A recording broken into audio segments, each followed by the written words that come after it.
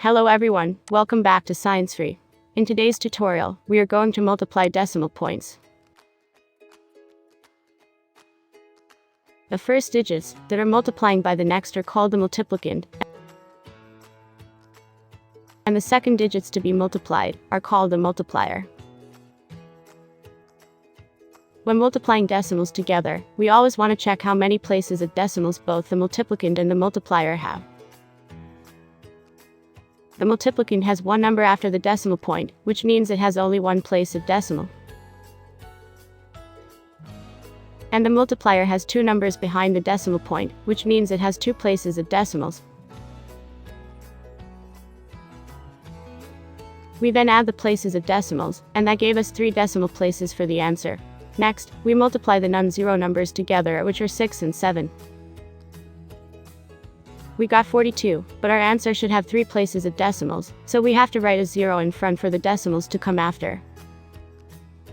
We now place a point, and then another 0 along with the 42.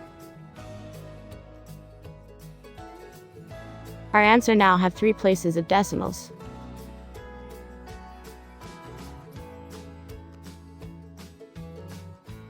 For this one, we have 1.45 being multiplied by 2.1. We just have to ignore the decimal point to multiply and work our answer out. We want to always multiply starting from right all the way to left. And also when we have 2 or more digits as the multiplier, we have to always start multiplying from the last digit. Multiplying 1 by 5 we get 5.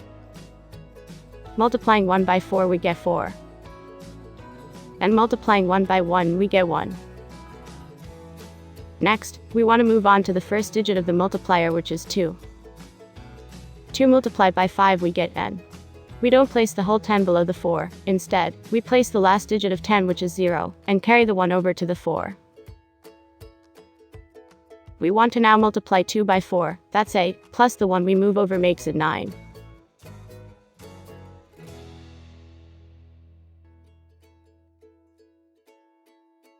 Don't make the mistake and place the 9 below the 0. Instead, we place it below the next number, which is 1. 2 times 1 gives 2. There is no number where we could place that result below, but we still need to place the result here. We want to now add the results starting from right to left. There is no number below 5 to add with 5, so we bring down 5. 0 plus 4 gives 4. 9 plus 1 gives 10. We don't place down the whole 10, instead, we place the last digit of 10, which is 0, and place the first digit, which is 1, next to the 2. 2 plus 1 gives 3. We now need to add how many numbers are behind the decimal point for both multiplicand and the multiplier. For the multiplicand, we have 2 places of decimals. For the multiplier, we have 1. Adding the decimal places for both multiplicand and multiplier we get 3. Which means our answer should have 3 decimal places after we have multiplied. So our answer should be 3.045. Let's try this last one. We again want to multiply the numbers without the decimal point included. We write the multiplicand first, and then we place the first 3 digits of the multiplier in line with the first 3 digits of the multiplicand starting from the right.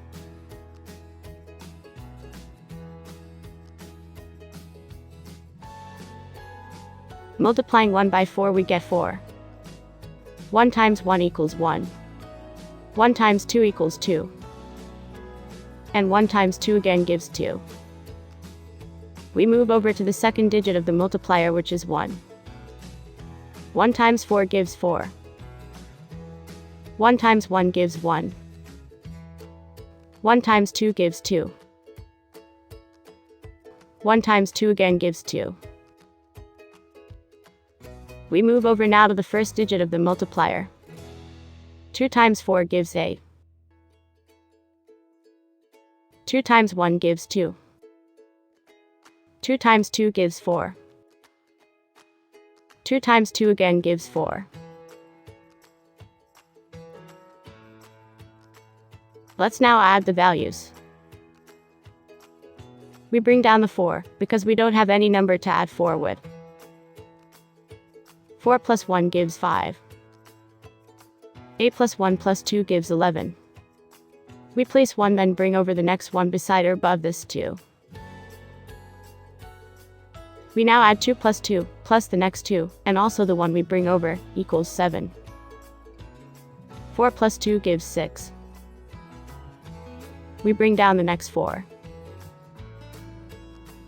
To now know where the decimal point should be, we count the decimal places for the multiplicand, and also for the multiplier.